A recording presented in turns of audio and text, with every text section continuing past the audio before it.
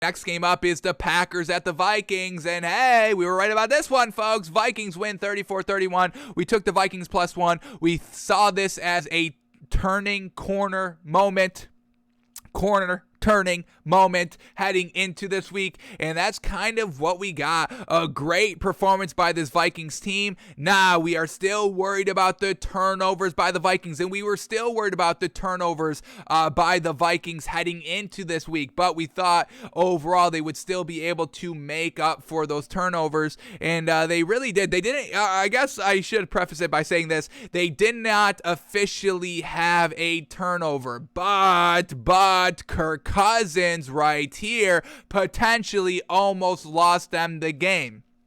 So I'm a little hesitant, even though they got the win here, because we did see a turnover late in the game. Exactly why we have not been buying the Vikings, because we know the stats are great, the scores are great, everything is great. They barely get blown out. They keep everything close. Everything optically, if you're just looking at the box score, is good with the Vikings. But what do we say? They turn over the ball at the worst time. Folks, we've been saying this since week 1 because we saw it all last year as well, and we saw it again this season as well, real early on. So this Vikings team with the turnovers, they turn the ball over at the worst situations. Tie game 31-31 with 2 minutes left, and Kirk Cousins almost threw an interception that would have just sealed the game for the Packers team.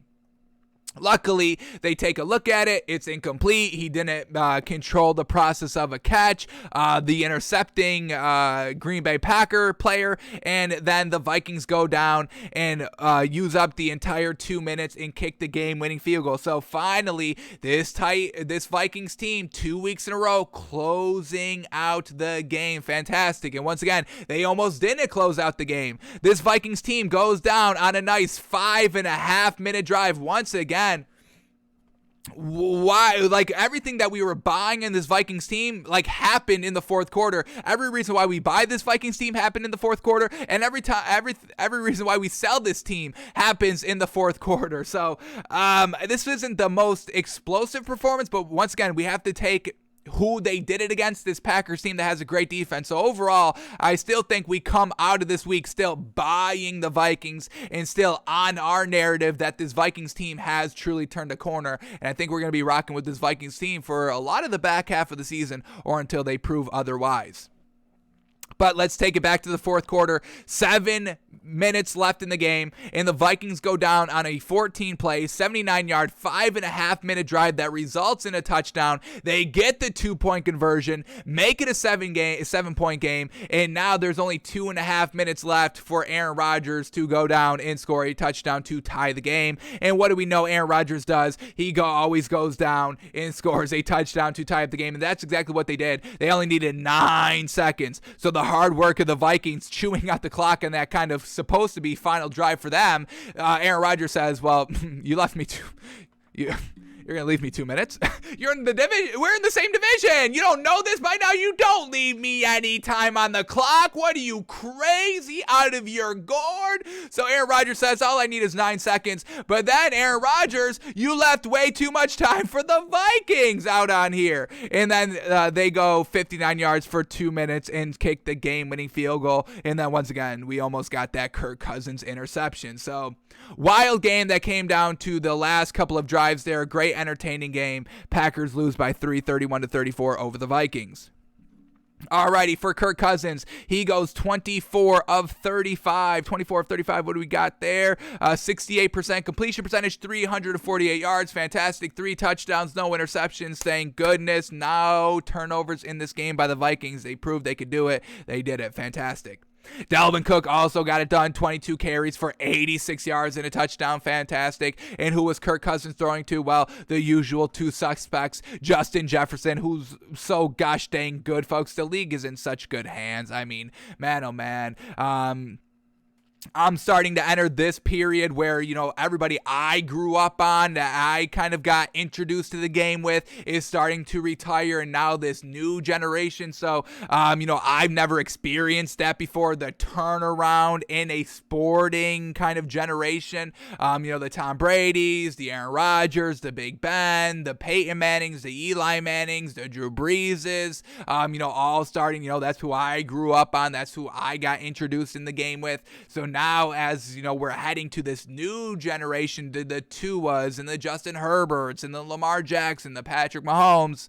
That's just quarterbacks, I know, but once again, it's these receivers of Justin Jefferson, Jamar Chase, all looking so gosh dang good. So the league's in great hands. This kind of transition period from new age to old age to new age, it's coming in, and it's looking real gosh dang good, folks. So no complaints over here. The league is in great hands. We're seeing great competition, great things by quarterbacks, receivers, running backs, phasing out the older generation with the new cast here in the 2021 year. So fantastic.